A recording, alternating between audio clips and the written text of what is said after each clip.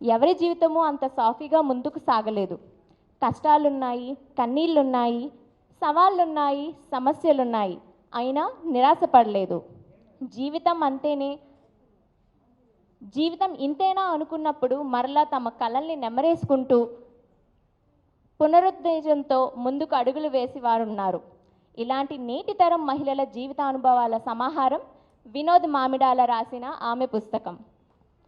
ఇప్పుడు మనం అతిథుల్ని స్టేజ్ మీదకి ఆహ్వానించేద్దాం ఆలస్యం చేయకుండా.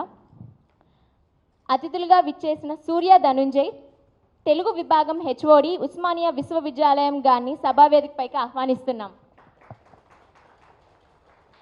మధు బొకే అందించాల్సిందిగా కోరుతున్నాం.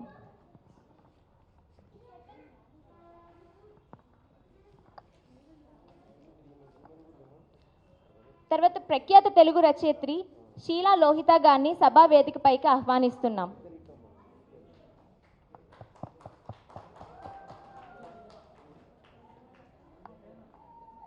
మధు బొకే.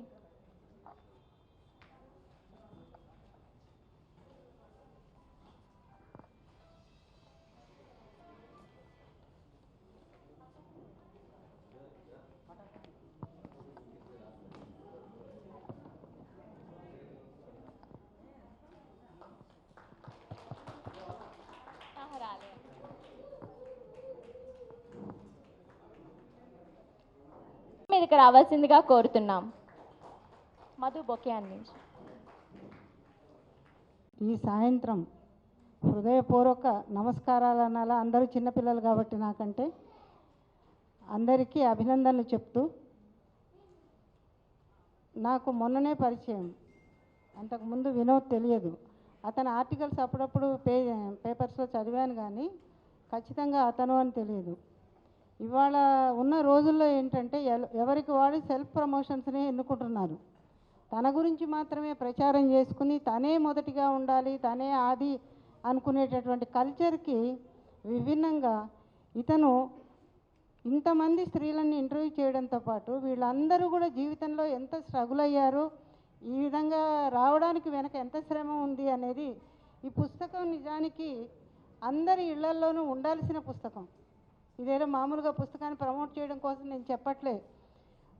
ప్రతి కుటుంబ వాతావరణంలో కూడా స్త్రీలను ఎంకరేజ్ చేసే విధానము, వాళ్ళకి వాళ్ళు పైకి వచ్చేటటువంటి స్థితిని కల్పించే ఒక ఏమంటారు, మేము టీచింగ్ లైన్లో ఉన్నాం కాబట్టి మధ్యలో మాట్లాడినప్పుడు కట్ అయిపోద్ది, వాక్యం కట్ అయిపోతుంది, అక్కడ ఆగిపోతాము. అది విద్యార్థుల వ్యతిరేకత అని కూడా అనుకోవాల్సి వస్తుంది. మీ కారణాలు ఉండొచ్చు కానీ సాధ్యమైనంత వరకు వినడానికి ప్రయత్నించాలని నా మనవి. ఇక్కడ వినోద్ రాసినటువంటి ఆమె పుస్తకాన్ని చూసినప్పుడు, ఈ ఆమె పుస్తకం చూడగానే నాకు శేషో కొర్లపాటి అని ఒక కవి ఉన్నాడు. అతను కూడా ఆ మధ్యకాలంలో 2 ఏళ్ళు అయిందనుకుంటా ఆమె అని కవిత్వం పుస్తకం వేశాడు.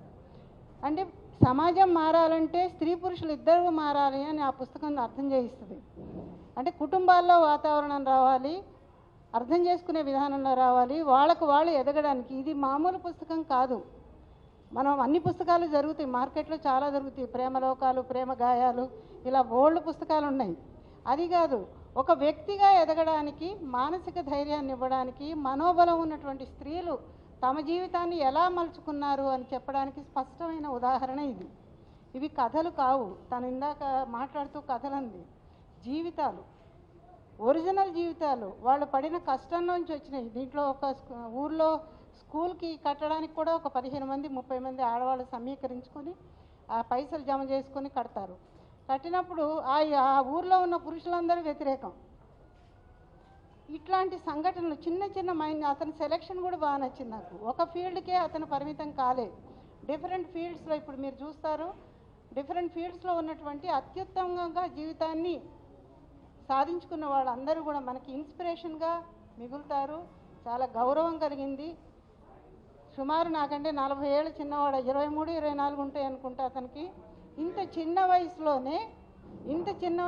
ఇంత సీరియస్ వర్క్ చేసినటువంటి ఆ వ్యక్తి ఇంకా ముందు చాలా చేస్తాడు, చేయగలడు అని కూడా నాకు నమ్మకం. నిజానికి ఒక అవార్డు రావడమో, పుస్తకానికి రివార్డు రావడమో, ఇంకేదో గుర్తింపు రావడమో కాదు క్రైటీరియా. అతను సొసైటీ కోసం ఏం చేస్తున్నాడు అంటే ఉన్న స్త్రీలలో మీ బలం ఇది అని చూపించాడు అంతే. స్త్రీలు బలహీనులు కాదు. తమ బలంతో, శక్తితో, తమ కోరికలు, ఆశలు, ఆశయాలు, తమ గమ్యాలు, దీంట్లో అంధ విద్యార్థిని ఉంటుంది. తను ఐఏఎస్ ఆఫీసర్ అయింది. ఆమె లైఫ్ ఎట్లా ఉంది? నాకు స్టూడెంట్స్ కూడా చాలామంది బ్లైండ్ పిల్లలు ఉన్నప్పుడు ఒక్కసారి మనం చెప్పగానే అది వాళ్ళకి వెంటనే వచ్చేసేది. అంటే అంత గ్రాస్పింగ్ పవర్ వాళ్ళలో ఉంటుంది. అలాగే చాలా చాలా చాలా ఉదాహరణ, నిజానికి మొత్తం చెప్పాలి నేను, ఒక్కొక్కళ్ళ గురించి బ్రీఫ్గానే చెప్పాలి, కానీ అది సాధ్యం కాదు. మీకు అది న్యాయం కూడా కాదు. ఎందుకంటే మీరు కూడా పుస్తకం చదువుకోవాలి కదా. కొంచెం కొంచెం కొంచెం కొంచెం చదువుకుంటూ ఇందులోంచి అనేక మంది బయటికి రావాలనేటటువంటి ఆకాంక్ష. తర్వాత ఎక్కడున్నా కానీ వినోద్ ఎక్కడున్నా నువ్వు స్టేజ్ మీదకి రావాలి.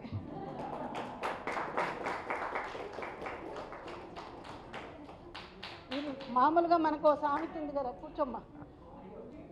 అయ్యో నేను ఎందుకంటే ఎందుకు రాసావు మరి, లేకపోతే మాకెవరో తెలియదు కదా, వినోద్ ఎవరో తెలియదు. అయితే అతనిలో ఉన్న నిర్మలత, తన స్త్రీల పట్ల ఉన్నటువంటి గౌరవం, వాళ్ళు చేసినటువంటి వాళ్ళ జీవితాన్ని మలుచుకున్న తీరుని సూర్యోదనం చేస్తే మేము ఎవరో ఏర్పాటు చేస్తాము, నువ్వు నిశ్చింత కూర్చో. వచ్చారా? పిలుద్దాం. ఇల్లు కట్టి చూడు, పెళ్లి చేసి చూడులాగా పుస్తకం ఆవిష్కరించి చూడు అనేది యాడ్ చేసుకోవాలి. ఇవాళ ఉదయం నుంచి అతను పడుతున్న శ్రమని కానీ వాటిని చూసినప్పుడు, అదే అమ్మ ఎక్కడున్నారమ్మా? లలిత గారు రండి.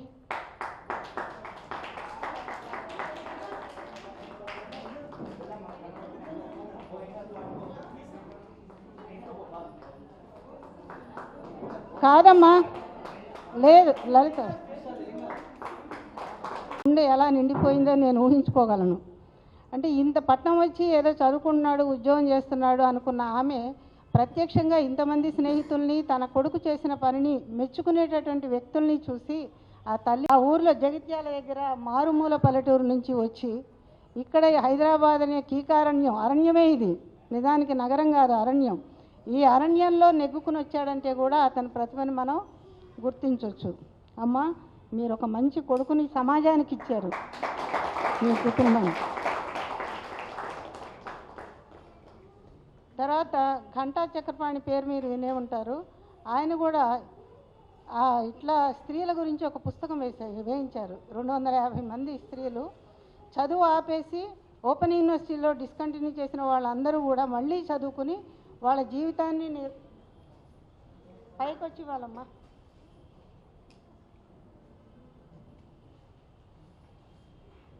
లలిత గారికి అభినందనలు.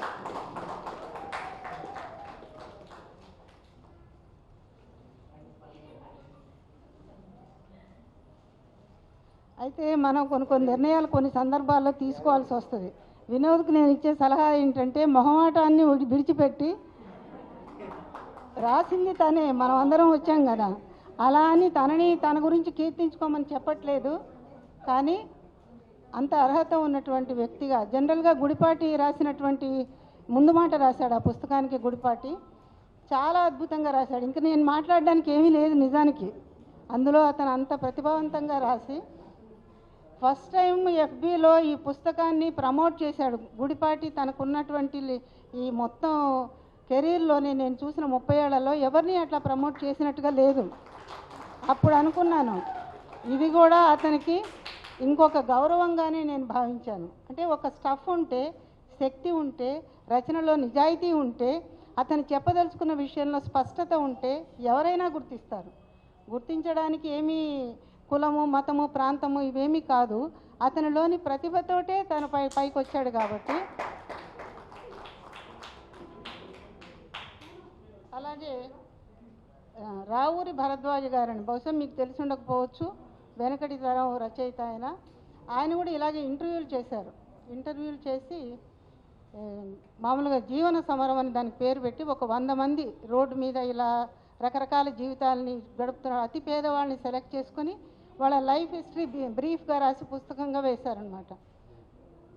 అట్లాంటి వాళ్ళు కొందరు తర్వాత ఇంకోటి నాకు వినోద్లో నచ్చిన విషయం ఏంటంటే అంకితం. ఆ అంకితం అనేది చాలా అద్భుతంగా ఉంది. మగపిల్లలే పుట్టాలని దేవుళ్లకు మొక్కే తల్లిదండ్రులకు సానుభూతితో అంటాడు. ఆ సానుభూతి అనడంతో మనం అంటే చాలా చెప్పినా కానీ మెత్తగా చెప్పాడు అనమాట. అతని స్వభావం వల్ల అంత మెత్తగా చెప్పాడు. అదే ఇంకొకళ్ళు అయితే ఇంకో రకంగా ఉండేది ఆ భాష.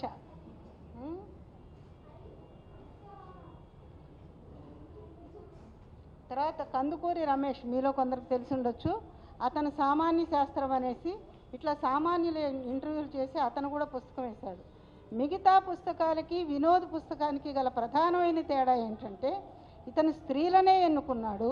వివిధ రంగాల్లో ఉన్నటువంటి స్త్రీలని వాళ్ళు ఎదుర్కొన్న జీవితాన్ని చాలా అద్భుతంగా చెప్పాడు. వచనం అతనిది ఎంత బాగుందో. ఏం చదివావో నాకు తెలియదు కానీ ఎంఏనా? చాలా ఎంఏ తెలుగు చేస్తున్నావా? డిగ్రీ అయిపోయిన పిల్లవాడి నుంచి ఇంత మన శక్తిని తీసుకుంటున్నామంటే నాకు చాలా నిజంగా ముచ్చటేస్తున్నది.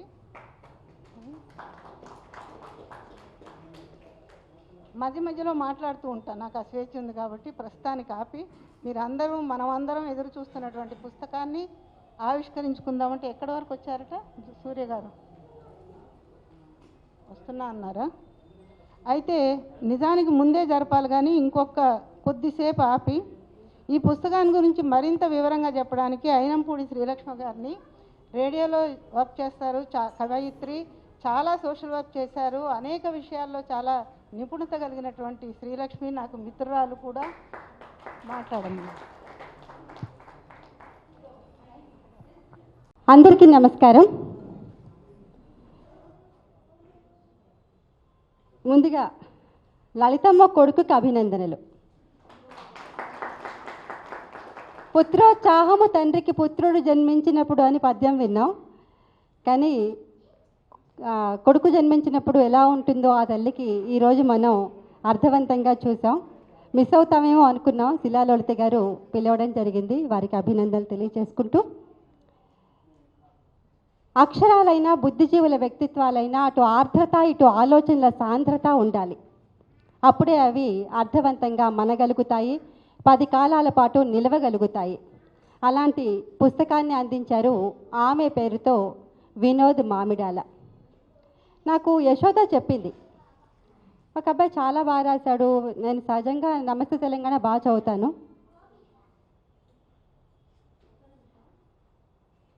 ధనంజయ్ గారిని ఇప్పుడే వచ్చారు, తెలుగు ఉస్మానియా యూనివర్సిటీ.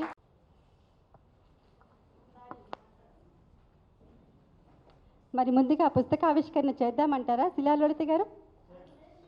వినోద్, అందరూ వచ్చేసారు. నువ్వు అతిథి మర్యాదలు ఆపి డయాస్ దగ్గరికి వస్తే మనం చాలా మాట్లాడుకోవాల్సి ఉన్నాయి, కాబట్టి నువ్వు వచ్చేసాయి. చాలా వాళ్ళు నీ గురించి వినాలనుకుంటున్నారు, చూడాలనుకుంటున్నారు.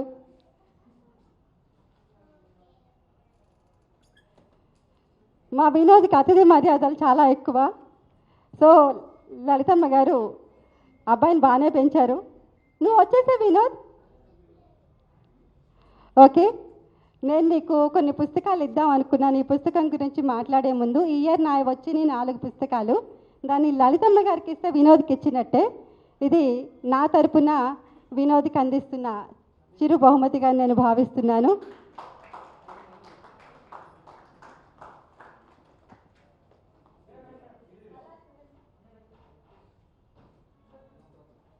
ఈ పుస్తకంలో ఆవిష్కరణకు ముందే నేను మీకు చాలా విషయాలు చెప్పేస్తే మరి ఆ పుస్తకం మీద ఇంట్రెస్ట్ పోదు కాకపోదు, అది మాత్రం నేను హామీ ఇస్తున్నాను. 40 మంది జీవితాలు ఉన్నాయి, మన కళ్ళ ముందు ఉన్నాయి. ఎప్పుడో చరిత్రలో మరుగుపడిన వాళ్ళు కాదు. ఇందాకే మేడం చెప్పారు అంకితం. ఇంత చిన్న అబ్బాయి వినోద్ మామిడాల అంటే చాలా పెద్ద అబ్బాయి అనుకున్నాను నేను. వచ్చినప్పుడు 23 ఏళ్ల పిల్లోడు నిజంగా ఇది రాశాడా అని నాకు అనుమానం వచ్చింది. శాలువాలో మెత్తటి చెప్పు పెట్టి కొడితే ఎలా ఉంటుందో అంకితం ఎంత బాగా ఇచ్చాడు చూడండి. మగపిల్లలే పుట్టాలని దేవుళ్లకు మొక్కే తల్లిదండ్రులకి సానుభూతితో. అసలు పితారక్షతి కౌమారే భర్త రక్షతి యవ్వనే సుతారక్షతి వర్ధకే నా స్త్రీ స్వాతంత్రమర్హతి అన్న మను కాలం నుంచి తీసుకుంటే స్త్రీకి స్వాతంత్ర్యం ఏముంది అని ఇంకా ఇప్పటికీ కూడా మరి పాకులాడుతున్న రోజుల్లో వారికి సానుభూతితో అంటూ ముందు మాత్రమే చెప్పకనే చెప్పాడు. ఎంత స్ట్రాంగ్ విజన్ ఉందంటే అతని అబ్బాయికి సమాజం మీద. అలా పెడుతూ ముందుగా గుడిపాటి గారి మాటలు తీసుకుంటే, గుడిపాటి గారు చాలామందికి రాశారు. కొద్దిగా ఇంట్రావర్ట్, కానీ నిజంగానే ఎవరిని ప్రమోట్ చేయరు. ముందు మాటలు అసలు రాయరు, తప్పించుకోవడానికి చాలా ట్రై చేస్తారు. అద్భుతంగా రాశారు ఈ పీటికి మాత్రం గుడిపాటి గారు. ఈ ప్రతి పేజీ పుస్తకం నాకు హస్తభూషణమే కాదు, పుస్తకం చాలా మందికి కూడా ఒక ఫ్యాషన్. నాకైతే దాదాపు 100 పుస్తకాలు పైన వేశాం, నా పుస్తకాలు 11. కానీ లేఅవుట్, డిజైన్, ఈస్థెటిక్ సెన్స్తో ఈ పుస్తకం తీసుకుంటే ఒక మోడల్ బుక్ అండి ఇది. పేజినేషన్ సెటప్ ప్రతి న్యూస్ పేపర్లో చేస్తారు. ఆ అనుభవంతో అనుకుంటా. మరి ఎంతమంది వర్క్ చేశారో నాకు తెలీదు. అతడే ఒక సైన్యం. ఇలా చూడండి, ఆ ప్రతి దగ్గర చూస్తున్న ప్రతి దగ్గర కూడా ఒక పోపు పెడతాం మేము, కాస్త మసాలా వేస్తాం, తర్వాత అల్లం రసం వేస్తాం, దాంట్లో ఒక కరివేపాకు కొత్తిమీర వేస్తాం. దాంట్లో టేస్ట్ సంగతి తర్వాత కూర టేబుల్ పైన పెట్టిన వెంటనే తినాలనిపిస్తుంది. ఈ పుస్తకం చదవాలనిపించకంటే ముందు మొత్తం పేజీలు తిప్పానండి నేను. అసలు ఎవరు అసలు ఇది డిజైన్ చేసింది, ఎంత అద్భుతంగా చేశారు, ఎంత సెన్స్ ఉండాలి, క్రియేటివిటీ ఉండాలి, ఈస్థెటిక్ సెన్స్ ఉండాలి, డిజైన్ మీద పట్టు ఉండాలి. ప్రతి పేజీ కూడా మనకి వెరైటీగా కనిపిస్తుంది. వాళ్ళ జీవితాలు మనకి ముందే చెప్పేస్తాడు, ఇదిగో ఇలా ఉంది అనేసి. చాలా అద్భుతమైన డిజైనింగ్. తర్వాత అంకితం ఎలా చెప్పాడో లాస్ట్ ట్విస్ట్ కూడా అలాగిచ్చాడండి. పుస్తకాన్ని ఎక్కడ మొదలెట్టాడో, పుస్తకాన్ని ఎక్కడ ఆపాడో, రచనను ఎక్కడ ఆపాడో తెలిసిన వాడు నిజమైన రచయిత అంటారు. చరిత్రలో మీకంటూ ఓ పేజీ కోసం ఈ 4 పేజీలు అట్టి పెట్టాడండి. చరిత్రలో మీకంటూ ఒక పేజీ ఇప్పటి నుంచి రాసుకోండి. ప్రతి మహిళ చరిత్ర కూడా, ప్రతి రాయకుండా ఉండని ప్రతి మహిళ చరిత్ర కూడా ఒక చరిత్రే. దానికి మా యశోద అద్భుతమైన ఒక పంచ్ లైన్ ఇచ్చింది, ప్రతి మహిళ జీవితం రాయదగిన పుస్తకమే అని నిరూపిద్దామని. ప్రతి నిజంగా ఇక్కడ ఉన్నారండి, ఎంతమంది మహిళలు ఉన్నారో అంతమంది జీవితాలు కూడా రాయబడిన పుస్తకాలే. ఇప్పటి నుంచి రాయడం ప్రాక్టీస్ చేయండి. మీకంటూ ఒక 4 పేజీలు ఇచ్చా, ఇప్పటి నుంచి ప్రాక్టీస్ చేసి దీంట్లో నింపేసేయండి మీ జీవితాన్ని. ఎంత స్ఫూర్తిదాయకంగా ఉందండి అది. సౌమ్య నాగపురితో దీన్ని ఎండ్ చేశారు.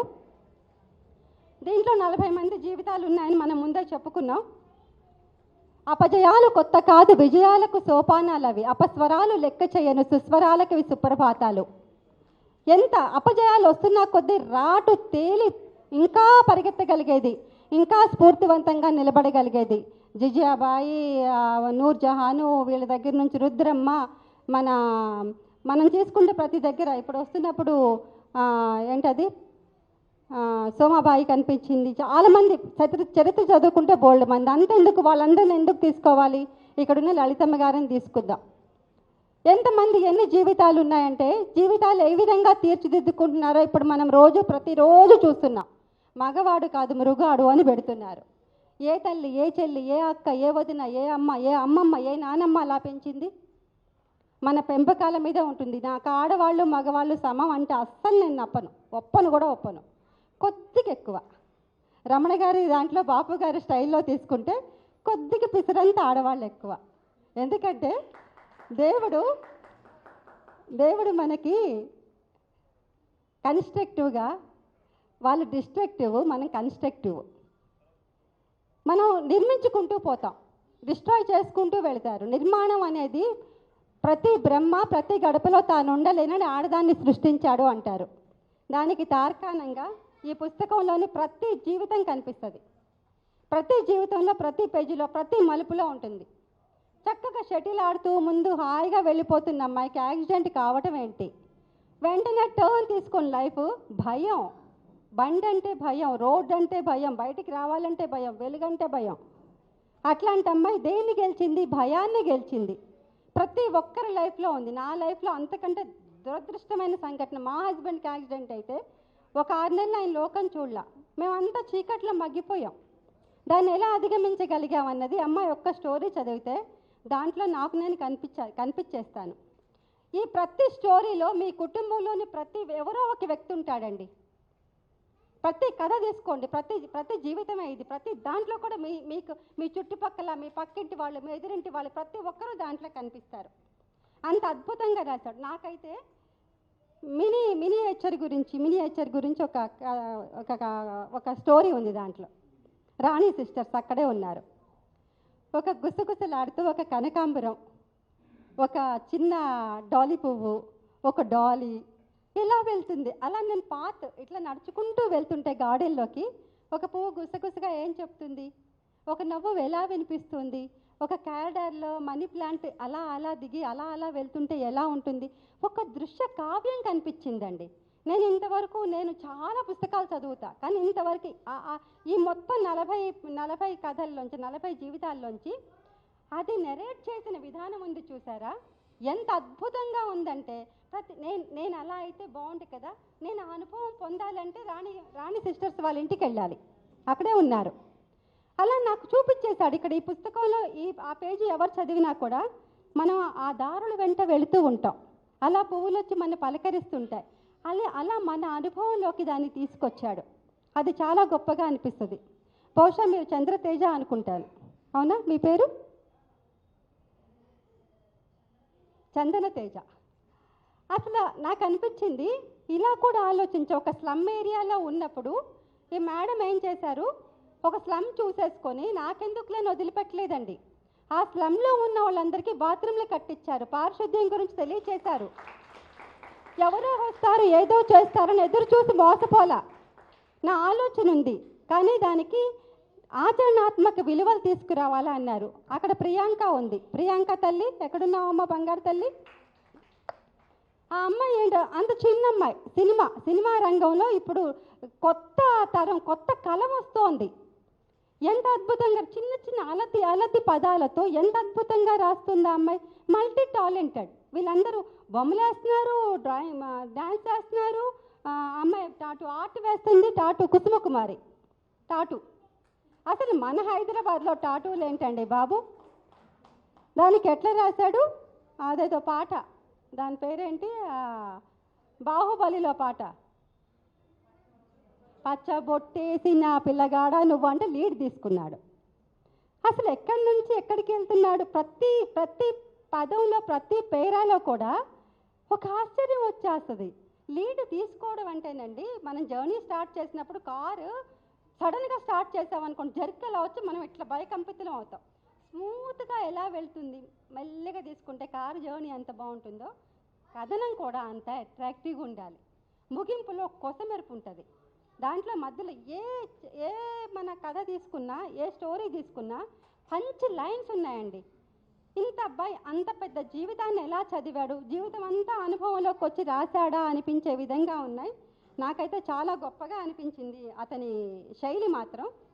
ఒకప్పుడు ఎప్పుడో మా నాలేశ్వరి శంకరం గారు మా గురువు గారు, నాకు ఇంటర్లో తెలుగు లెక్చరర్ గారు, అతను ఎప్పుడు అనేవాడు, వచనం ఎలా ఉండాలంటే, ఇంతవరకు ఇంతమందిని చూస్తున్నా చలం గారి స్టైల్ ఎవరు పట్టుకోలేకపోయేవారమ్మా అని. చాలామంది రైటర్స్ ఉన్నాం, కానీ చలం గారి శైలి ఉంది చూసారా, చిన్న వాక్యం కానీ చదవాలంటే మళ్ళీ ఇంకా చదవాలి, మొత్తం ఆపబుద్ధి కాదు.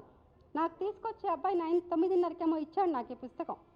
12:30, 1 గంట దాకా చదివానంటే మీరు నమ్మాలి, ఎందుకంటే మీరు కూడా రేపు అదే అనుభవిస్తారు కాబట్టి. అలా చదివించగలిగిన శైలి ఉండాలి, మలపకూడదు. బుక్ మలిపి అక్కడ పెట్టామనుకో, మాకు రేడియోలో ఒక మాట చెప్తారు, వింటున్నప్పుడు ఎప్పుడు రేడియో ఆపేస్తే మీ ఫెయిల్యూర్ అంటారు. అది అయిపోవాలి, ఆ మాట అయిపోతే, ఆ కార్యక్రమం అయిపోతే వేరే వచ్చినప్పుడు ఆపితే మీరు సక్సెస్సే. మీ వాయిస్ వస్తున్నప్పుడు, మీరు మాట్లాడుతున్నప్పుడు రేడియో ఎప్పుడు ఎవరు ఆపకూడదు. అలాగే పుస్తకం చదువుతున్నప్పుడు నేను అండర్లైన్ చేసుకునే లైన్స్ ఉండాలి దాంట్లో.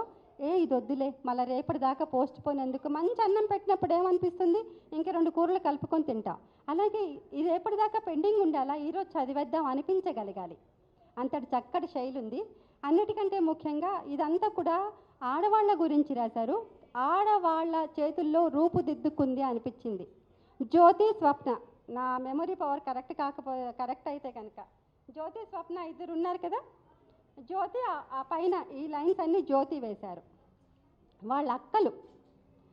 వీళ్ళ అమ్మగారట, నేను అడిగాను నీకు ఆడవాళ్ళ మీద ఇంత కన్సర్న్ ఏంటి అని. మా ఇంట్లో ఆడపిల్లలు లేరు, వాళ్ళ ఇంట్లో ఆడపిల్లలు లేరు.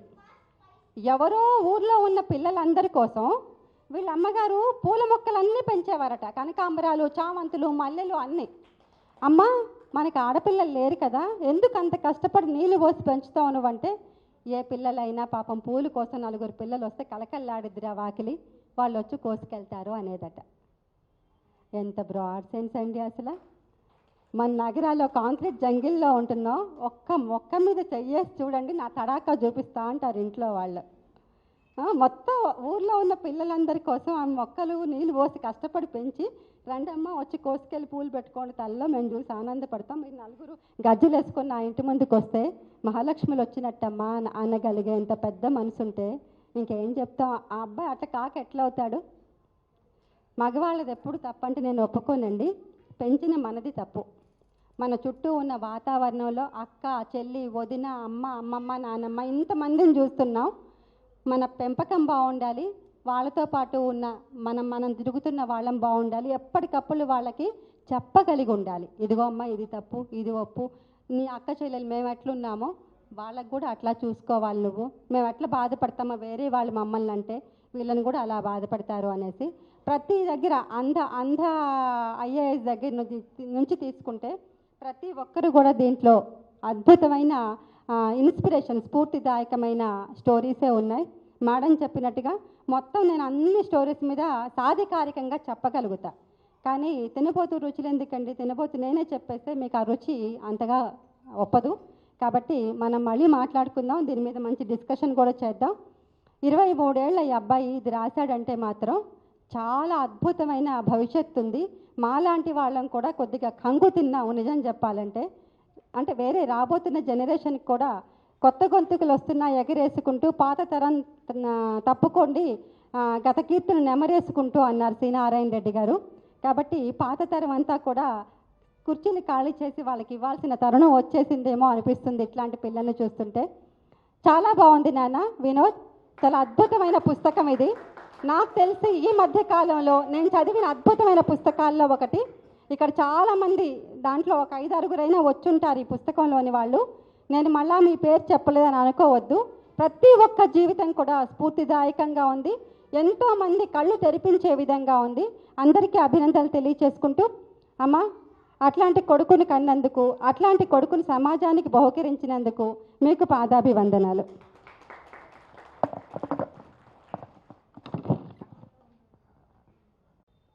శ్రీలక్ష్మి ఒక వాగ్ధార.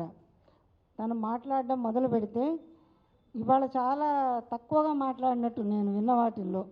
అంటే మీకు వదిలేయాలి అనే తాపత్రయంలో మీరు చదువుకోవాలి అనేటటువంటి ఆకాంక్షలో చాలా తక్కువ మాట్లాడింది. అయితే ఒక చిన్న వాక్యం, మన పెంపకమే తప్పన్నారు. పెంపకంలో ఆడ మగ ఇద్దరూ ఉంటారు, అమ్మ ఇద్దరూ ఉంటారు. పెంపకం అనేది ఇద్దరికీ సంబంధించినటువంటి ఇంటి వ్యవహారం. కాబట్టి ఆలోచన ధోరణి ఇద్దరిలో మారాలి. పిల్లల్లో కూడా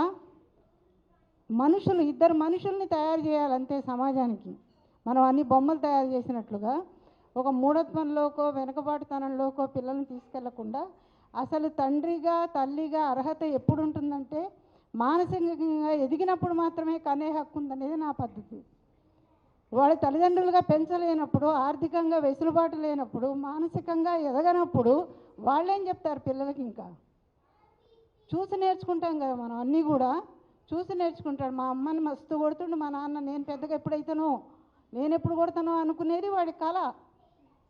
కొడుతున్న నాన్నది కదా అక్కడ తప్పు. చిన్న చిన్న ఇళ్ళు, ఒక గుడిసెలో 7-8 మంది జీవనం, వాటిల్లో వాళ్ళ పెనుగులాటలు, ఇవన్నీ కూడా ప్రభావం చూపిస్తాయి పిల్లలకి. కాబట్టి మనం ముందు తరాల వాళ్ళం మనం ఏం ఆలోచించాలంటే ప్రతి ఒక్కడిని పక్కవాడిని మనిషిగా చూడాలి, మనిషిగా కీర్తించాలి, మనిషిగా తయారవడానికి తయారు చేయాలి తప్ప ఇలా మనకు అన్నం పెట్టిన రైతుని ఈరోజు వీపు మీద మొత్తం మాంస శకలాలు వేలాడేట్టుగా చేసే స్థితిలో మనం ఉన్నాం. ఎవరి గురించి ఎవరూ పట్టించుకొని రాజ్యహింసలో మనం ఉన్నాం. కానీ వినోద్ ఏం చేశాడు? మీరు అనుకుంటున్న స్త్రీలు వీళ్ళు కాదు, మీకు తెలియని స్త్రీలు చాలామంది ఉన్నారు ఈ సమాజంలో.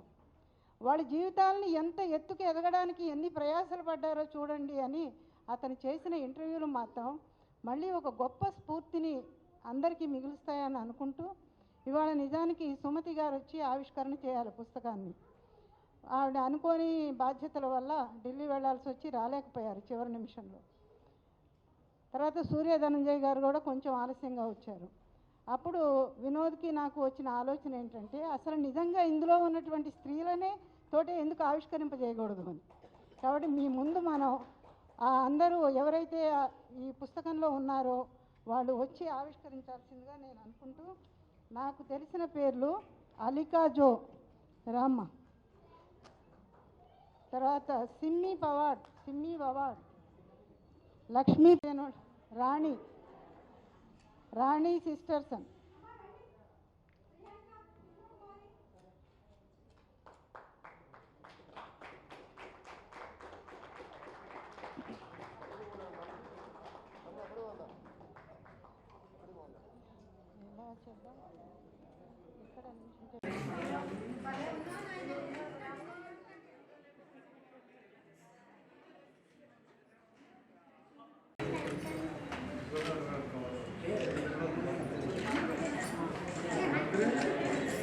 ఎందుకు ఎక్కడ కాస్త అడుగు ముందుకేసి ఇంతమంది గెలిచినప్పుడు అందరూ ఆవిష్కరించారు కదా అనుకున్నాడేమో, ముందే ప్యాక్ చేశాడు అనుకోకుండా. మీరు తర్వాత అందరూ వచ్చారా? ఓపెన్ చేశారు.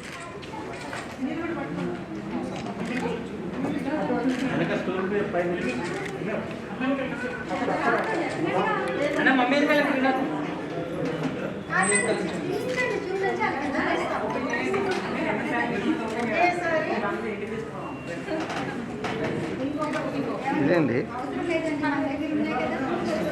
కాదు, ఒకటి ఉంది ఓపెన్ చేస్తానికి ఏం లేదా? ఆ బుక్కేలు తీయమో అదే అడ్డమైపోతాయి.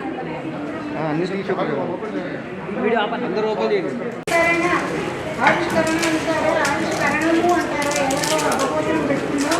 ఎందుకంటే ఇంతమంది స్త్రీలు ఇదే చెప్తున్నా నిర్దేశినప్పుడు ఒకటే చెప్పడం కాకుండా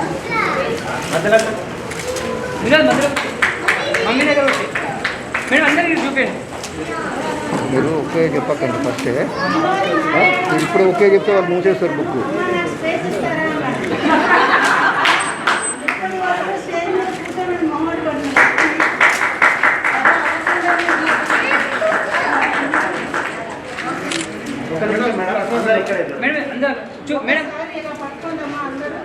ఫేస్ మీదకి వద్దండి, ఫేస్ మీదకి వద్దండి, అట్లే ఉంచండి.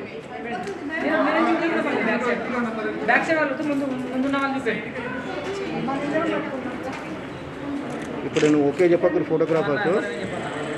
మీరేం చెప్తే వాళ్ళ దుకాణం మూసేస్తారు.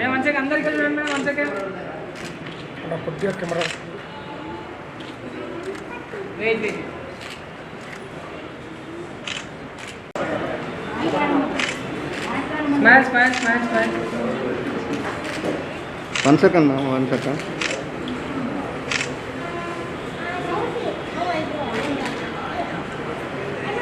జీవితాన్ని తెచ్చుకున్న ఈ వీరవంతులందరికీ మన హృదయపూర్వక చప్పట్లు. జై హో.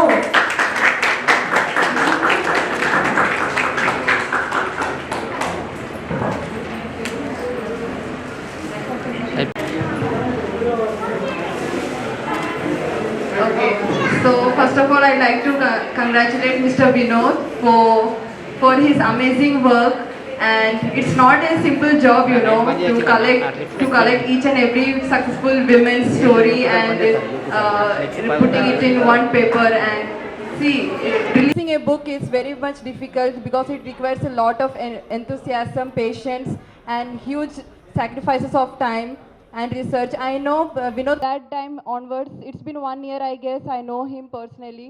So like how he came to me to collect my details before he published this book, the same way he has been visited many successful women to collect their details, and it requires a lot of research, you know, paperworks and field works, many things to take their details. because when we want to know any person's background, we just Google the person's name. But it's not compulsory that each and every point of that person should be updated in the Google. So we must visit that person personally. The same way like Vinod Abbas also has visited me personally. He took many details from me, my background, like how I struggled in the sports field, like how I am in this position today here, all my experiences and all. And at the last moment he told me that, ma'am, I'm going to write a book, and this is the name titled Ame, which means she. So I was really surprised to hear that, and I feel really proud to be one of the successful women in his book. And congratulations, Vinod. I wish you bring many more books like this to the society, so that our Indian society will also know successful women in and around us. Thank you so much. I'm Chandana. First of all congratulations Vinod. అసలు ఇంత చిన్న ఏజ్లో book రాయడం అంటే చాలా చాలా great. ఈ రోజుల్లో అసలు తెలుగు గురించి అంత, ఈ మధ్యన జనరేషన్కి ఏంటంటే అందరూ ఇంగ్లీష్ ఎక్కువ నేర్చుకుంటున్నారు, తెలుగు అసలు నేర్చుకోవట్లేదు. అందరూ ఫేస్బుక్సే వాడుతున్నారు బుక్స్ కన్నా. అలాంటి టైంలో తను ఫేస్బుక్లోనే మంచి మంచి పోస్టులు రాసేవాడు. ఆ టైంలోనే అనిపించేది అసలు ఇంత చిన్నప్పుడే అంత బాగా ఎలా రాస్తున్నాడు అని. 1 year బ్యాక్ నుంచి తెలుసు తను నాకు. అనుకోకుండా నేను ఒక చిన్న థాట్ ద్వారా నేను ఆ స్లమ్లో బాత్రూమ్స్ కట్టించడం అది జరిగింది మా హస్బెండ్ సపోర్ట్తో టోటలీ.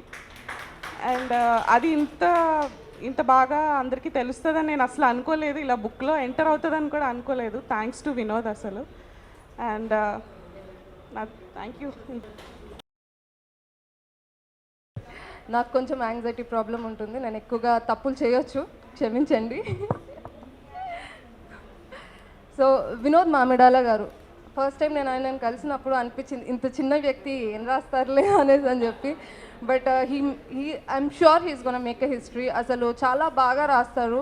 ఆయన రచయితలో నేను చూసింది ఎక్కువగా ఏంటంటే ఒక కవిత పూరకంగా రాయడం కానీ, మెయిన్గా వీళ్ళ సిస్టర్స్ గురించి, మీనియేచర్ వాళ్ళ గురించి రాసింది అయితే చాలా బ్యూటిఫుల్గా అనిపించింది చదివినప్పుడు.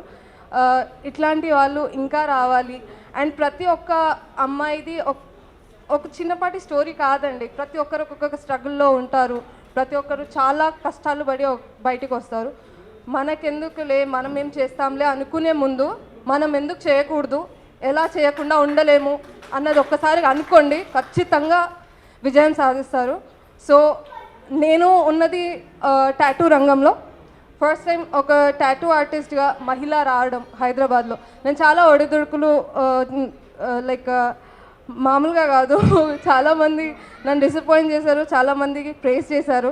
కానీ అట్ లాస్ట్ ఈ రంగంలో ఫస్ట్ టాటూ ఆర్టిస్ట్గా ఉండడం మహిళల్లో తెలంగాణ నుంచి చాలా హ్యాపీయెస్ట్ ఫీలింగ్.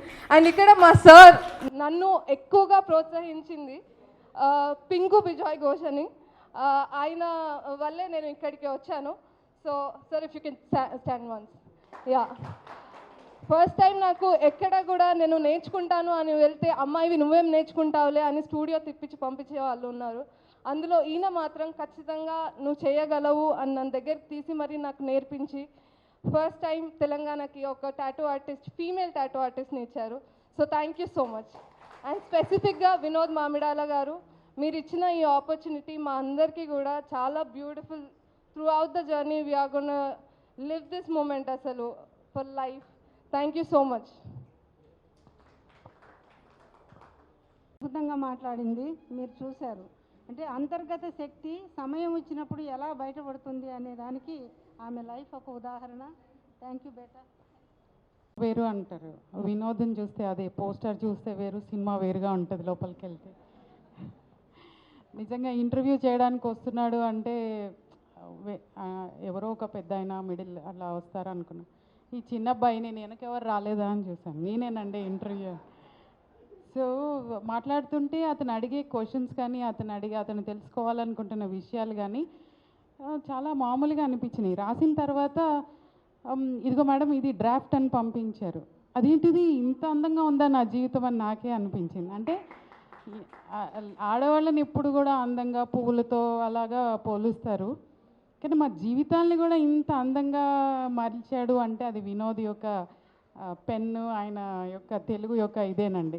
ఎందుకంటే పిల్లలకి ఫస్ట్ లాంగ్వేజ్ తెలుగు ఇప్పించడానికి కూడా ఆలోచిస్తున్న రోజుల్లో తెలుగులో ఇంత అందాన్ని తీసుకొచ్చి అది ఆడవాళ్ళకి అంటే కథా వస్తువు కూడా చాలా మంచి తీసుకొచ్చాడండి. ఎప్పుడు కూడా ఎందుకంటే మేము బ్రతికున్నంత కాలం కూడా ఇలాంటివి ఒక ఆపర్చునిటీ కిందనే మాకు. ఇందాక శ్రీలక్ష్మి గారు మేడం గారు మాట్లాడిన తర్వాత మా దగ్గర నిజంగా మాటలు లేవు. And God bless you Vinod, because మాకంటే చిన్నవాడివి and really God bless you. ఇలాంటి వాళ్ళు చాలామంది రావాలి. ఇంజనీర్ని డాక్టర్ని చేద్దాం అనుకుంటున్న తల్లులున్న రోజుల్లో ఇలాంటి కొడుకును మీకు నిజంగా మీరు చాలా బాగా తయారు చేశారమ్మా. అది చాలా స్ఫూర్తిదాయకంగా ఉంది. మేము పాట్స్ అండ్ పెటల్స్ అని మినియేచర్ థిమాటిక్ గార్డెన్ లాగా స్టార్ట్ చేశాము. సో మాకు చేస్తున్నాము, మా కష్టాలు మా బాధలు అంటే మేము ముందుకెళ్తున్నప్పుడు మమ్మల్ని వెనక్కి లాగేవాళ్ళు ప్రోత్సహించేవాళ్ళు చాలామంది ఉంటారు.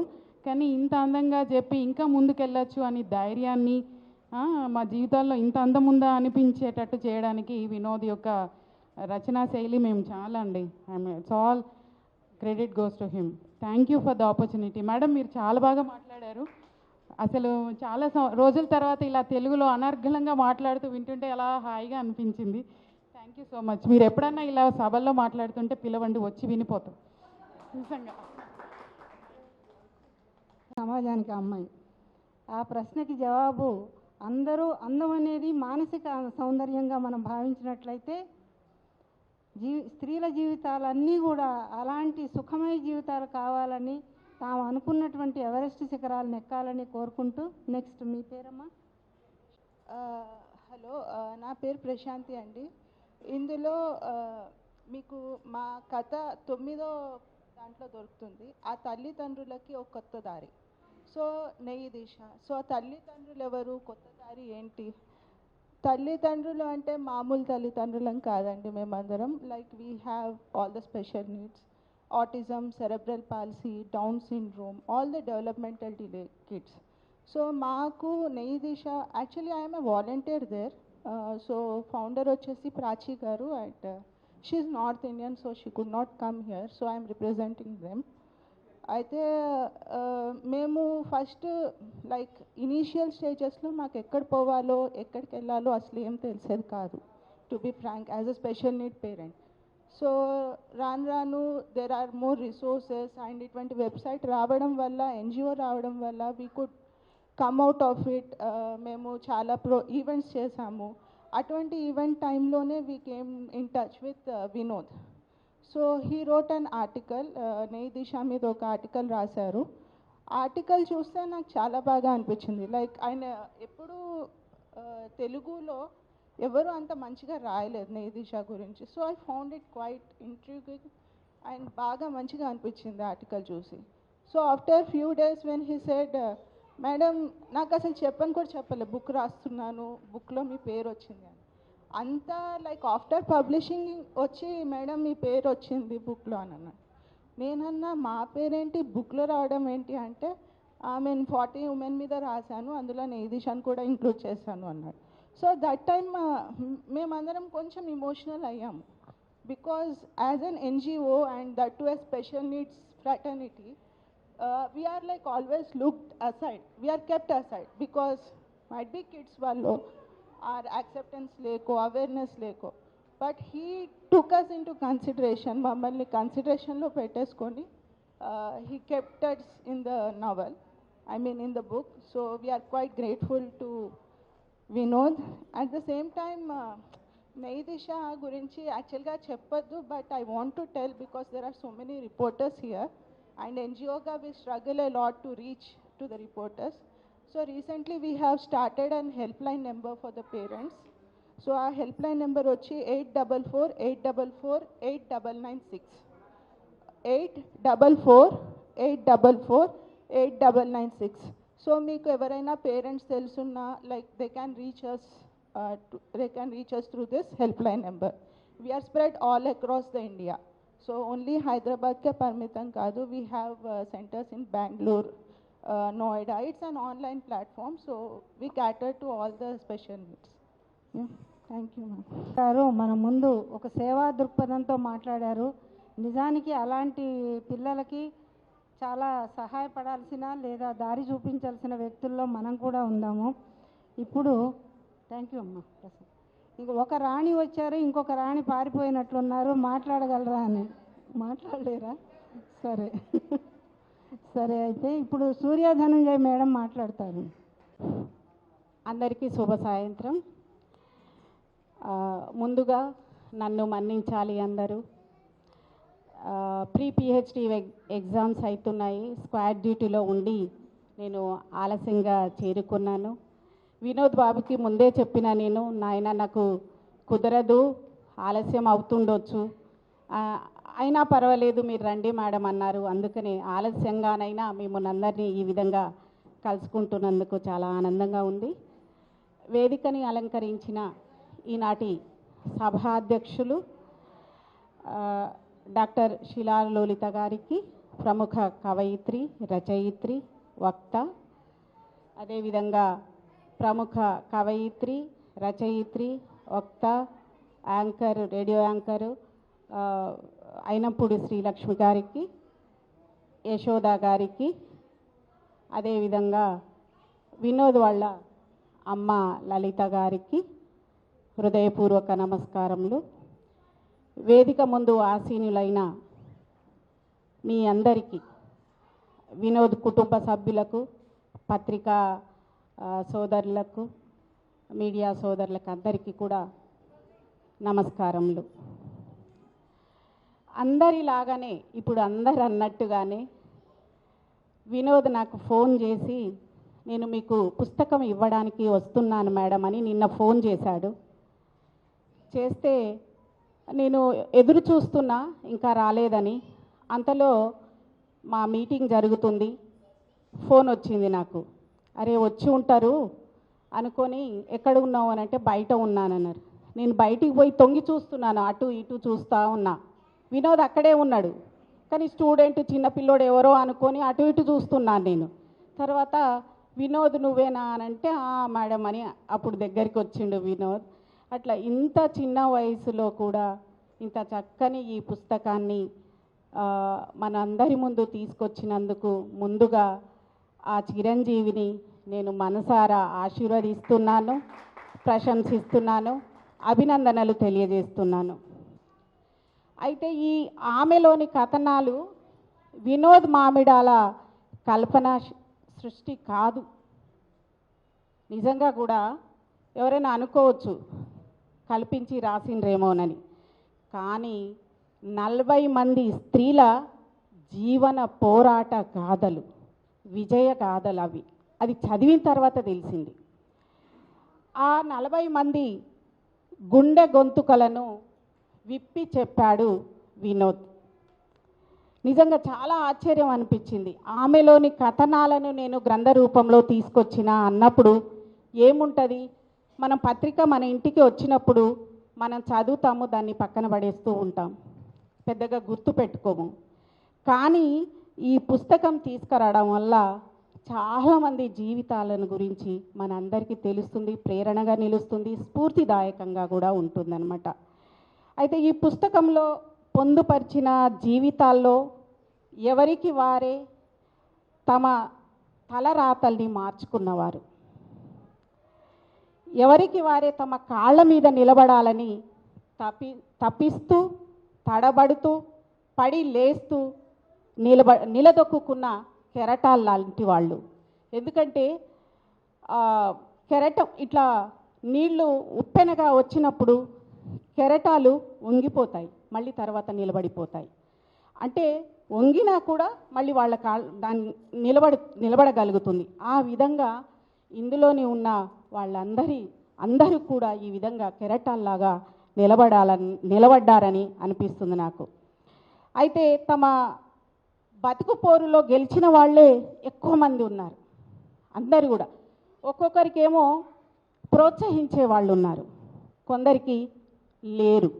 అయినా కూడా ఎవరి ప్రోత్సాహం ఉన్నా లేకపోయినా కూడా వాళ్ళు నిలబడగలిగారు అంటే నిజంగా కూడా వాళ్లకు అభినందనలు, హ్యాట్సాప్ చెప్పాల్సి వస్తుంది. ఎందుకంటే చాలామందికి అసలు మహిళల్ని కొంచెం ప్రోత్సహిస్తే చాలు అద్భుతాలు సృష్టిస్తారు. నా విషయంలోనే ఇందాక నాకు అనిపించింది మేడం, అయినప్పుడు శ్రీలక్ష్మి మేడం మాట్లాడినప్పుడు కానీ, ఆ తర్వాత శిలాలోలిత మేడం మాట్లాడినప్పుడు కానీ, అసలు నేను ఒక తండా నుంచి వచ్చిన, నాకు ఆ ప్రోత్సాహం ఇంకా లేకపోతే ఈ స్థాయికి వచ్చేదాన్ని కాదు నేను. అన్ఫార్చునేట్లీ నాకు ఇంటర్మీడియట్లోనే పెళ్ళి కావడం, వివాహం కావడం వల్ల నా చదువుకి ఫుల్ స్టాప్ పెట్టాల్సి వచ్చింది. ఆ తర్వాత ఈ 3 పిల్లలు పుట్టిన తర్వాత కొనసాగించగలిగానంటే అది ప్రోత్సాహం. ఇంట్లో ప్రోత్సాహం ఉండాలి, సమాజం కూడా ప్రోత్సహించాలి మహిళల్ని, అప్పుడే వాళ్ళు అద్భుతాలు సృష్టిస్తారు. అయితే ఈ పుస్తకం చాలా అమూల్యమైంది. ఎందుకు చెప్తున్నానంటే ఈ పుస్తకంలో అన్ని రకాల జీవితాలు ఆవిష్కృతమైనవి. ఈ పుస్తకంలో ఒక్కొక్కరిది ఒక్కొక్క జీవితం. ఒకరు జిమ్నాస్ట్, మరొకరు శిల్పి, మరికొద్ది మంది జీవితాల్లో వాళ్ళు పచ్చళ్ళు తయారు చేసిన వాళ్ళు ఉన్నారు. ఒకరు కలెక్టర్, తనకు అంగవైకల్యం ఉన్నా కూడా ఆమె ఆత్మవిశ్వాసం ముందు, పట్టుదల ముందు వంగి సలాం చేసింది అంగవైకల్యం. నిజంగా అన్నీ సరిగా ఉన్న వాళ్ళే ఎంత ప్రోత్సహించినా చదువుతున్నారా? ఈ కాలం పిల్లలకు నేను చెప్తున్నాను, చదవట్లేరు. అయినా కూడా ఆమె పట్టుదలతో చదివి ఆమె కలెక్టర్ కావడం విశేషం. ఉస్మానియా విశ్వవిద్యాలయంలో సెంట్రల్ యూనివర్సిటీలో PhD చేసి ఎకనామిక్స్లో ప్రొఫెసర్గా జాయిన్ అయింది మాధురి స్మిత అని. నమస్తే తెలంగాణ పత్రిక వాళ్ళ జిందగీలో ఆమె జీవితాన్ని ఆవిష్కరించారు. అట్లాంటి వాళ్ళు ఎంతోమంది ఉన్నారు. ఈమె ప్రాంజల్ అనుకుంటా, ఆమె కలెక్టర్. ఒకసారి ఉస్మానియా యూనివర్సిటీకి కూడా తీసుకొచ్చారు, ఆమెను మాట్లాడిచ్చారు స్ఫూర్తి కోసం, విద్యార్థుల స్ఫూర్తి కోసం. అట్లా ఒకరు డ్రైవర్, ఒకరు పచ్చబొట్టు వేసేవాళ్ళు. ఇట్లాంటి వాళ్ళు ఇందాక వీళ్ళు మాట్లాడుతుంటే చాలా బాధ అనిపించింది, సంతోషం కూడా అనిపించింది. అంటే అనేక కష్టాలు, అనేక బాధలు అనుభవించిన వారే వీళ్ళందరూ కూడా. అయితే అందరూ బతుకు పోరాటం కోసం ఆరాటపడ్డవాళ్ళే. ఇలాంటి వాళ్ళందరి జీవితాల సమ్మేళనం ఈ పుస్తకం. అతి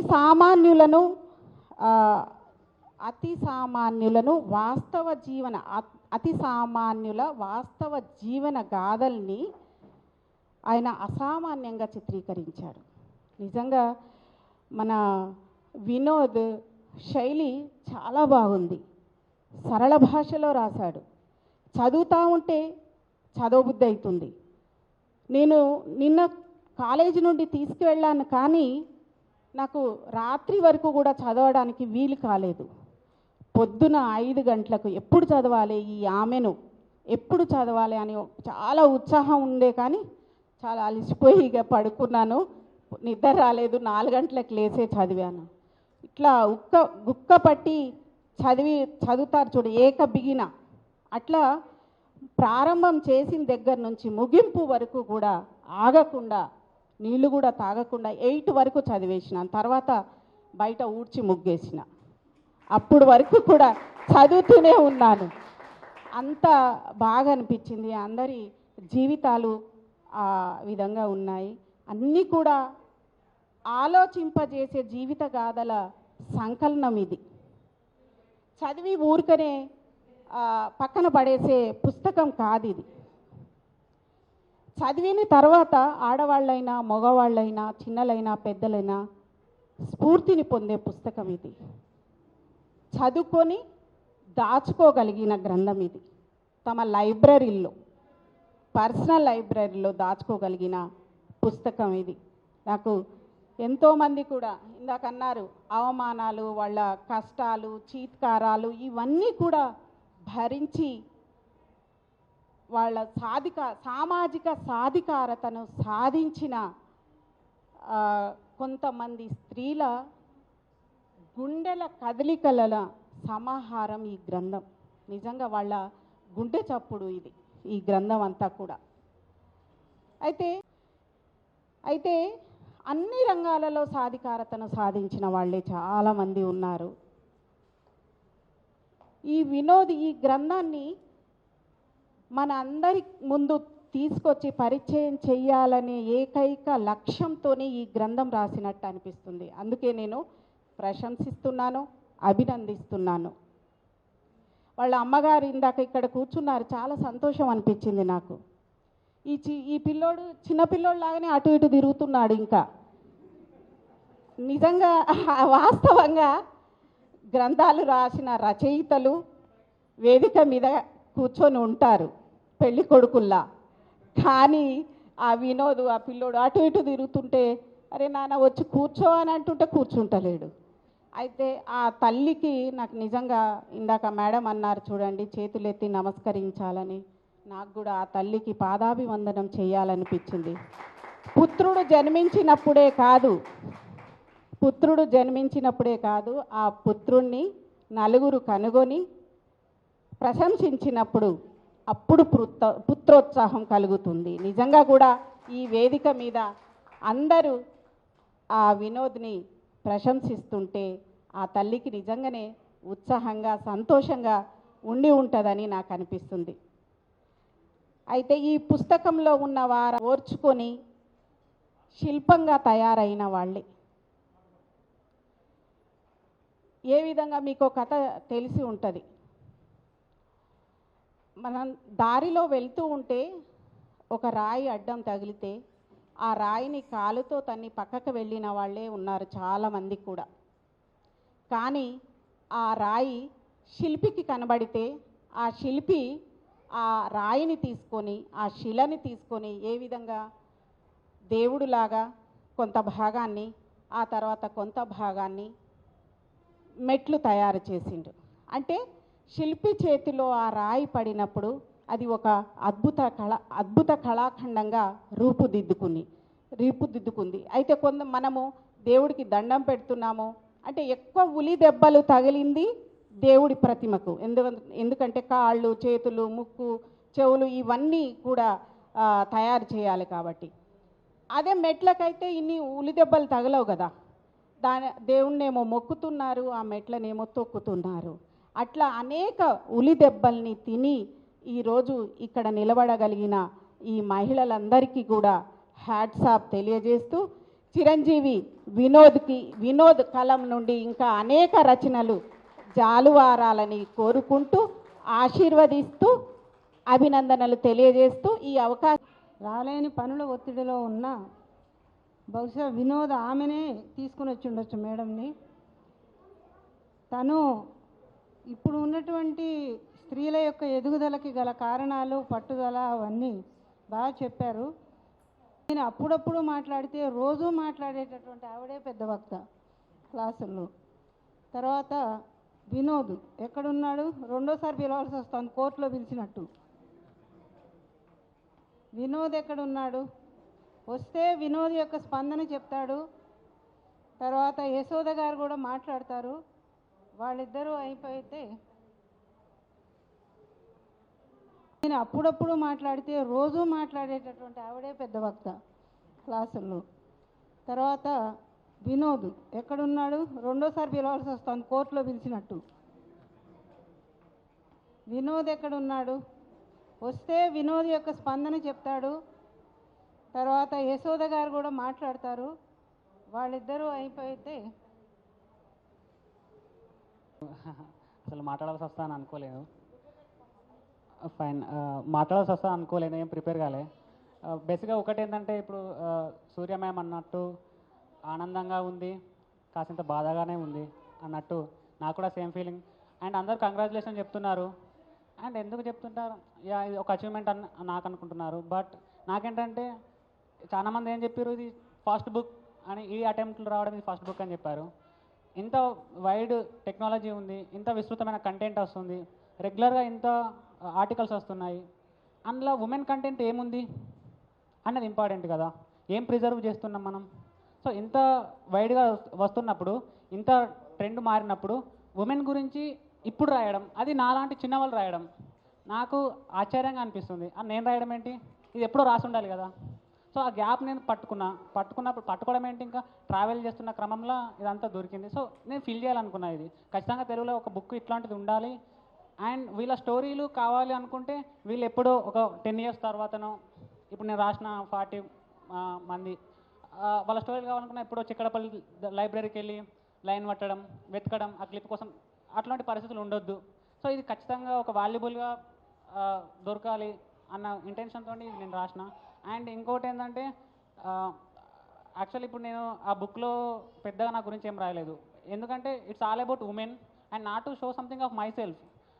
అందరి గురించి చెప్పాలి, అందరి సక్సెస్ తెలవాలి, ఒక అచీవ్మెంట్ని సెలబ్రేట్ చేసుకోవాలి. ఎందుకంటే లైక్ ఇప్పుడు ఒక మేల్ పర్సన్ ఎవరైతే ఉన్నారో ఏ ఫీల్డ్లో అయినా కానీ గెలిచినా ఓడిపోయినా ఆయన తెలుస్తున్నాడు, గెలిచిన వాళ్ళు తెలుస్తున్నారు, ఓడిపోయిన వాళ్ళు తెలుస్తున్నారు. బట్ ఉమెన్కి వచ్చేసరికి ఏమవుతుందంటే గెలిచినా కూడా తెలియరు. సో ఇది ఇట్లాంటి సిచ్యువేషన్స్లో ఇంత మంచి గొప్ప సక్సెస్ ఉన్నప్పుడు తెలవాలి కదా, ఎట్లా తెలవాలి, ఎవరు రాయాలి?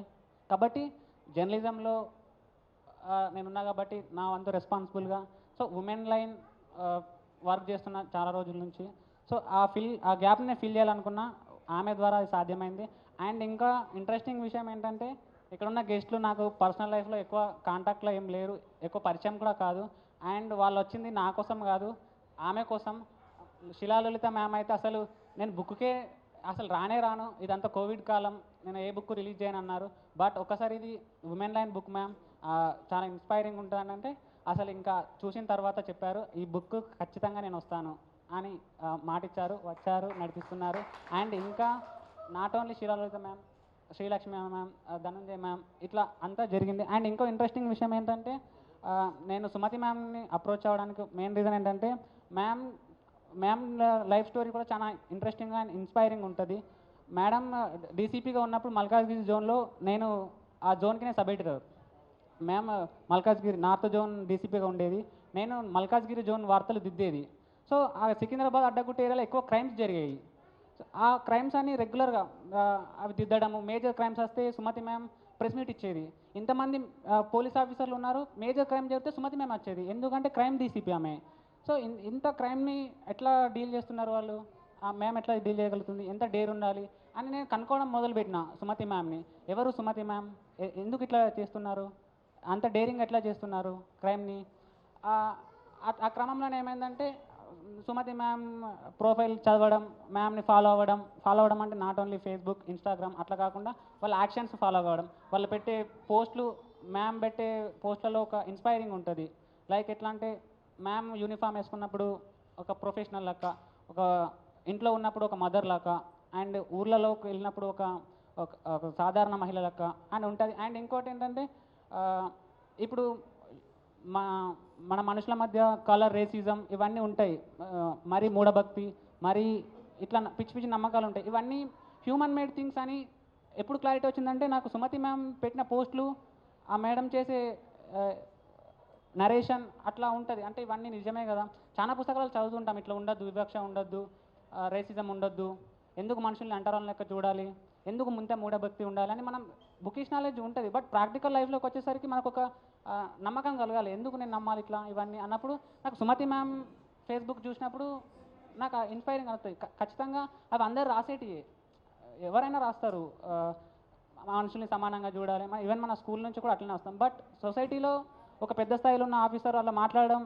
అంత నిరాడంబరంగా మాట్లాడడం, అట్లా నరేట్ చేయడం నన్ను కనెక్ట్ చేసింది. 3 years నుంచి సుమతి మ్యామ్ని నేను అట్లా ఫాలో అయ్యేది. అండ్ ఏమన్నా ఇన్సిడెంట్ జరిగినప్పుడు నేను సుమతి మ్యామ్ అభిప్రాయం తీసుకోవడానికి ట్రై చేసేటోని, బట్ నేరుగా కాంటాక్ట్ చేయకపోయేటోని. అప్పుడు అనుకున్నటోని ఎప్పుడైనా ఈవెంట్ చేస్తే ఖచ్చితంగా సుమతి మ్యామ్ని తీసుకురావాలి, ఒక ఇన్స్పైరింగ్ అనుకున్నా. అండ్ ఫైనల్గా అల్టిమేట్గా అయిపోయింది. ఏదో కారణాల వల్ల మ్యామ్ ఢిల్లీ వెళ్ళారు. అండ్ ఆ రోజు సుమతి మ్యామ్ని కలిసినప్పుడు ఏమన్నారంటే అసలు ఇంకా చాలా బాగా ఫీల్ అయ్యారు. నీలో ఒక ఫ్యూచర్ని చూస్తున్నా, ఐఎమ్ ప్రౌడ్ ఆఫ్ యూ అని చెప్పారు, రాసిచ్చారు, సైన్ చేసి ఇచ్చారు. సో నేను అనుకున్నది ఏంటంటే ఇంకా అదే చిన్నప్పటి నుంచి సుమతి మ్యామ్ని ఫాలో అవ్వడం, ఒక ఇన్స్పైర్ అవ్వడం, ఇప్పుడు సుమతి మ్యామ్తో బుక్ రిలీజ్ చేయించడం నాకు హ్యాపీగా అనిపించింది. అండ్ ఇంకోటి ఏంటంటే ఓవరాల్గా కెరీర్ చూసింగ్ గురించి కొంచెం చెప్పాలి. అంటే నేను ఎక్కడ చెప్పలేను, అందరూ అడుగుతారు ఎక్కడి నుంచి వచ్చినావు, నీ ప్యాషన్ ఏంది, అల్టిమేట్ అసలు ఇది నీ డ్రీమేనా, అసలు జర్నలిజంలో ఎందుకున్నావు నువ్వు, ఇవన్నీ చెప్తా ఉంటారు. జర్నలిజంలో ఎందుకున్నాము అంటే జర్నలిజం కూడా ఒక ఫీల్డే కదా. ఒక స్పోర్ట్స్ వాళ్ళు స్పోర్ట్స్లో ఎట్లా ఉంటారో అదొక ఫీల్డ్, లాయర్ వాళ్ళు లాయర్ ఎలా ఉంటారో ఒక ఫీల్డ్. జర్నలిజం అంతా సంక్షోభంలో ఉంది, అసలు అంతా మారిపోతుంది, రచయితలకు లైఫ్ లేదు అని చెప్తూ ఉంటారు. నాకు సిల్లిగా అనిపిస్తుంది. క్రిమినల్స్ని చూసి పోలీసులు భయపడతారా? భయపడరు కదా. లాయర్లు వాళ్ళ డ్యూటీ పంచాయతీలను చూసి లాయర్లు భయపడరు కదా. జర్నలిజం కూడా నేను చిన్నప్పటి నుంచి వింటున్నా, జర్నలిజం సంక్షోభంలో ఉంది, వీళ్ళకి వస్తే లైఫ్ ఉండదు అంటే నేను జర్నలిజంలోకి వచ్చినా బుక్ రాసిన, ఎవడి వార్త వాడిది, ఎవడి నమ్మకం వాడి అలా ఉంటాయి అన్నమాట. సో నేను చిన్నప్పుడే జర్నలిజంలోకి వచ్చిన ప్రజాశక్తి నుంచి. అండ్ ఇంకోటి కెరీర్ చూసింగ్ అంటే నేను 2014 అప్పుడు 2013-14 పీరియడ్లో నమస్తే తెలంగాణ ఫాలో అయ్యేవాడిని. లైక్ అల్లరి పేజ్ వచ్చే దానిలో క్రియేటివ్ కార్నర్ అని చిన్న పిల్లల పేజీలు పెట్టేది. నేను దానికి రెగ్యులర్గా పంపేవాడిని. అసలు ఏం రాకపోయేది, ఎందుకు అందరు వస్తున్నాయి కానీ నా ఎందుకు రావట్లే, కోపం వచ్చింది నాకు చాలా. అసలు ఈ పంపడం కాదు, మనమే పెట్టాలనుకున్నాను నేను. మనమే పెట్టేంత రావాలి అంటే ఎట్లా ఉంటుంది? సో ఆ కంపెనీలో జాబ్ కొట్టాలంటే స్కిల్స్ పెరగాలంటే ఒక బేస్ ఉండాలి. ఆ బేస్ రావాలంటే నేను స్టార్ట్ కావాలి ఫస్ట్. సో అట్లా నేను ఈ కంపెనీకి వచ్చిన ఇవాళ అల్లరి పేజ్ నేనే చూస్తున్నా. అండ్ ఇంకా టెక్నాలజీ అని ఉండే, నేను టెక్నాలజీ చాలా సీరియస్గా ఫాలో అయ్యాను. అప్పుడు ఈనాడు ఒకటే టెక్నాలజీ పేజ్ రాసేది, ఈనాడు అని. నేను చాలా ఫాలో అయ్యేది. తర్వాత నమస్తే తెలంగాణ వాళ్ళు టెక్నాలజీ అని రాసేది, చాలా ఎక్సలెంట్ రాసేది. నేనేమో చిన్న టెక్నాలజీ బిట్స్ రాసి పంపేవాడిని, అవి రాకపోయేది. అసలు ఎందుకు రావట్లేదు? అట్లా రాయాలంటే ఏం చేయాలి? సో స్టడీ చేసిన, ఇంకా ఉండాలి ఇలా ఫీల్డ్లో బలంగా ఉంటే ఖచ్చితంగా రాయగలుగుతాం, మన పేరు ఎప్పుడో ఒకసారి వస్తాను అని నమ్మిన. అండ్ ఓవరాల్గా చూస్తే నమస్తే తెలంగాణ టెక్నాలజీ పేజీ ఇన్ఛార్జ్గా కూడా నేను వ్యవహరించిన కొన్ని రోజులు. అండ్ ఇప్పుడు అల్లరి పేజీ చూస్తున్నా. అది ఓవరాల్గా నా జర్నలిజం షార్ట్ పీరియడ్. అంటే చిన్నప్పటి నుంచి నేను జర్నలిజంలో ఉన్నా, ఇప్పుడు జర్నలిజమే, ఇకపై కూడా జర్నలిజం అని అల్టిమేట్గా చెప్తున్నా. సంక్షోభంలో ఉంటుంది ఆల్మోస్ట్ ఆ సంక్షోభాలను కూడా తట్టుకోవాలి, అందుకు నేను సిద్ధంగా ఉంటా. అండ్ ఇంకోటి మా నాన్న ఎప్పుడు అంటాడు, అసలు నీకు జర్నలిజమా మేమా అంటే, నేను ఖచ్చితంగా మా నాన్న చాలాసార్లు హర్ట్ చేసినా కూడా, చాలాసార్లు ఫోన్ చేసిన ప్రతిసారి నీకు జర్నలిజమా, మీ ఆఫీసా, నీ ఉద్యోగమా, నేనా అంటే అల్టిమేట్గా చెప్పింది ఏంటంటే జర్నలిజం, ఇదే చేస్తా, ఇట్లనే చేస్తా అని చెప్పేటోని. ఇప్పటికే చెప్పిన, లాస్ట్ టైం కూడా ఇదే క్లాసెస్ జరిగింది. పుస్తకాలు రాస్తున్నా అని చెప్పుకోవడం అంటే అర్థమైతే క్యాచ్ చేసుకుంటారా, ఇంత అఫోర్ట్ ఎందుకు, డబ్బులు ఎక్కడి నుంచి వస్తున్నాయి అంటే వాళ్ళంతా తీసుకుంటారా నిజంగా అంతే నాకు అనిపించారు. అందుకోసం చాలా 1 year అవుతున్నా కూడా నేను చెప్పలేదు మా నాన్నకి. అప్పుడు ఇంకా మా నాన్నకి రీసెంట్గానే ఈ విషయం 10 days బ్యాకే చెప్పిన, బుక్ రాసిన, అంతా సెటిల్ ఉంది, మీరు రావచ్చు అని అప్పుడు ఇన్ఫర్మేషన్ ఇచ్చిన. లేకపోతే అసలు ఏం చేస్తున్నానో అనుకునేవాడేమో, అందుకోసమే సైలెంట్గా ఉండి చేసిన. అండ్ ఇంకా ఈ బుక్ నాకు రాయడానికి మా ఆఫీస్ నుంచి ఫుల్ సపోర్ట్ ఉంది. అండ్ మా నాగేష్ రెడ్డి గారు నాకు ఈ ఆర్టికల్స్ రాయడానికి ఛాన్స్ ఇచ్చారు.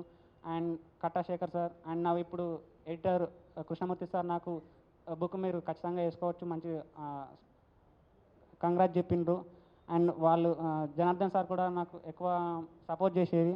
ఆర్టికల్స్ రాయడంలో ఎంపికలో ఏ ఉమెన్ను చూస్ చేసుకోవాలి, ఎట్లాంటి సక్సెస్ స్టోరీలు చూసుకోవాలి, రెగ్యులర్గా మేము చర్చిస్తూ ఉంటాం. ఇలా అంత సపోర్ట్ ఈ బుక్కి ఒక మంచి బేస్ని ఇస్తుంది ఆఫీస్ నుంచి. ఎందుకంటే ఆఫీస్ అనేది నా ఆఫీస్ అనుకున్నా, ఎందుకంటే చిన్నప్పుడు నేను అన్నీ రాసి ఉన్నా, నేను దీనికోసం వచ్చినా కదా, ఎందుకు నేను కాంప్రమైజ్ కావాలి, ఖచ్చితంగా ఒప్పుకుంటారని ఒక నమ్మకం ఉండే, ఒప్పుకున్నారు, వేసుకున్నా. ఓవరాల్గా అందరినీ పిలిచిన. అండ్ వీళ్ళతో మాట్లాడుతున్నప్పుడు నాకు ఏమనిపిస్తుంది అంటే, ఇవన్నీ నేను కూడా అనుభవించిన లైఫ్లో. ఎప్పుడు చెప్పుకోపోయేది, ఎట్లా చెప్పుకుంటాం, వినేవాళ్ళు ఉండరు. ఫస్ట్ ఎంతసేపు ఒక 5 minutes మాట్లాడడానికి కూడా ఎవరు ఉండరు. అట్లాంటప్పుడు మనం లైఫ్ స్టోరీలు ఎట్లా చెప్తాం? అట్లాంటి పరిస్థితులల్లో నేను వీళ్ళతో మాట్లాడుతుంటే వీళ్ళ స్ట్రగుల్స్ కూడా నా లెక్కన ఉన్నాయి, ఇంతకన్నా నాకన్నా దారుణంగా ఉన్నాయి, వాళ్ళు ఎదుర్కొన్నారు, సక్సెస్ అయ్యారు అంటే నేను నిరంతరం ఇన్స్పైర్ అవుతూ ఉంటా. ఇప్పుడు చాలా స్టోరీలు చూస్తుంటాము రెగ్యులర్గా, అన్ని రంగాల మహిళలు, అన్ని రకాల స్టోరీలు, బంచ్ ఆఫ్ న్యూస్ ఎడిట్ చేస్తూ ఉంటాము, క్రైమ్స్ చూస్తూ ఉంటాము. ఈ క్రమంలో ఏమైపిస్తుంది అంటే మనం కూడా ఇట్లా ఇన్స్పైర్ కావచ్చు కదా అనిపిస్తే అప్పుడు మనం చాలాసార్లు. బట్ నేను దాన్ని హోల్డ్ చేసుకున్నా. ఖచ్చితంగా ఏదైనా బాధ అనిపించినప్పుడు, ఏదో నైట్ మేర్ లెక్క ఏదో వచ్చినప్పుడు ఏం చేసేది అంటే సుమతి మ్యామ్ టైం లైన్ చూసేవాడిని. మేడం ఏదో ఒకటి పెట్టేది, అరే ఓకే ఈ రాత్రికి కొంచెం ప్రశాంతంగా పడుకోవచ్చు అనిపించేది. అండ్ ఇట్లా నన్ను నేను ఇన్స్పైర్ చేసుకున్నా. ఈ క్రమంలో నన్ను చాలామంది సపోర్ట్ చేశారు ఇంటర్నల్గా కూడా, బయట ఫ్రెండ్స్ అందరూ, వాళ్ళందరికీ నేను థ్యాంక్స్ చెప్తున్నా. అండ్ ఊరి నుంచి కూడా వచ్చారు, మా వాళ్ళు గత 3-4 డేస్ నుంచి నాకనే ఎక్కువ కష్టపడుతున్నారు ఈ బుక్ కోసం. అండ్ వాళ్ళందరికీ థ్యాంక్ యూ. అండ్ ఈ అవకాశం ఇచ్చిన అందరికీ. ఏమన్నా మిస్టేక్స్ ఉంటే నాకు ఫస్ట్ టైం నేను మా స్కూల్లో మాట్లాడిన తర్వాత మళ్ళీ ఇక్కడ మాట్లాడడం. అండ్ స్కూల్లో ఏంటంటే ఆ ప్రేయర్లో మాట్లాడేవాడిని. 5th క్లాస్ నుంచి 10th క్లాస్ దాకా నేనే న్యూస్ చదివేవాడిని. మేబీ నేను దాని నుంచి వచ్చిందేమో. 5th క్లాస్ నుంచి 10th క్లాస్ వరకు అన్ని ఈనాడులో హెడ్డింగ్స్ అన్ని చదివేవాడిని. సో హెడ్డింగ్స్ చూస్తూ చూస్తూ కనెక్ట్ అయిందేమో, అదే ఇంకా అనుకున్నానేమో. ఆఫ్టర్ 10th అయిపోయిన వెంటనే జర్నలిజం మా అన్న అరుణ్ అన్న ఉన్నారు, వాళ్ళు 2012లో నాకు అక్కడ ప్రజాశక్తిలో ఆపరేటింగ్ ఛాన్స్ ఇచ్చారు. నేను వాళ్ళ దగ్గరనే పెరిగిన. అండ్ ఇప్పుడు వాళ్ళు వచ్చారు అండ్ నాకు హ్యాపీగా ఉంది. అండ్ కార్తిక్ అన్న, విప్లవ్, విజయ్ వీళ్ళందరూ నాకు సపోర్ట్ చేస్తూ ఉంటారు ఎక్కువ.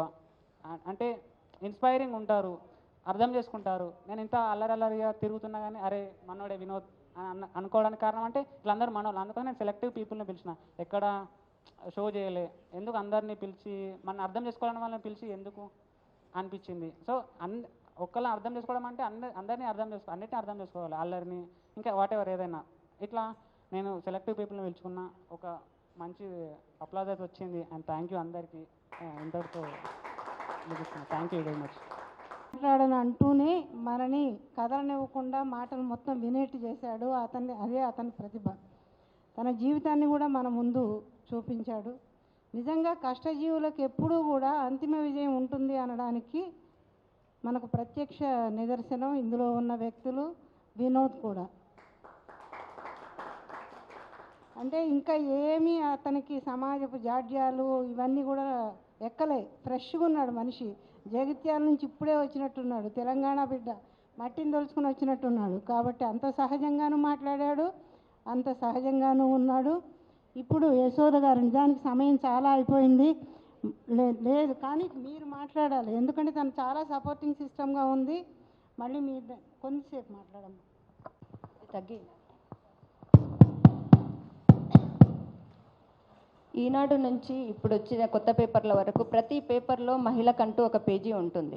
కానీ ఆ పేజీలో మనము ఇచ్చే సమాచారం ఆ పూర్తి జీవితాన్ని మన ముందు ఉంచలేకపోతుంది అన్న భావనతోటి ఉమెన్ టుడే పబ్లికేషన్ ద్వారా ఎంతోమంది మహిళల జీవితాలను పుస్తకాలుగా తీసుకురావాలన్న ఆలోచన మాకుండింది. ఆ ఆలోచన చేస్తున్నప్పుడే వినోద్ పుస్తకం వేసుకోవాలి అనుకుంటున్నాడు అన్న విషయం తెలిసింది. సరే, ఆ ఫస్ట్ పేజీలో ఉన్న వర్డ్ ఎవరైతే మగపిల్లలు ఆ ఒక్క వర్డ్ నాకు బాగా ఇన్స్పైర్ అనిపించి, సరే అలాంటి పుస్తకాలు అలాంటి ఆలోచనతోటి మనం పుస్తకాలు తీసుకొస్తే బాగుంటుంది అని ఆ మగపిల్లలే పుట్టాలని దేవుళ్ళకు మొక్కే తల్లిదండ్రులకు సానుభూతితో ఈ ఒక్క వర్డ్ ఉమెన్ టుడే పబ్లికేషన్ నుంచి పుస్తకాన్ని తీసుకురావడానికి కారణమైందండి. ఉమెన్ టుడే నుంచి ఇక ముందు కూడా ఎన్నో మహిళల జీవితాలను పుస్తకాలుగా తీసుకువస్తాము. ఈ అవకాశం ఇచ్చినందుకు అందరికీ థ్యాంక్స్ అండి.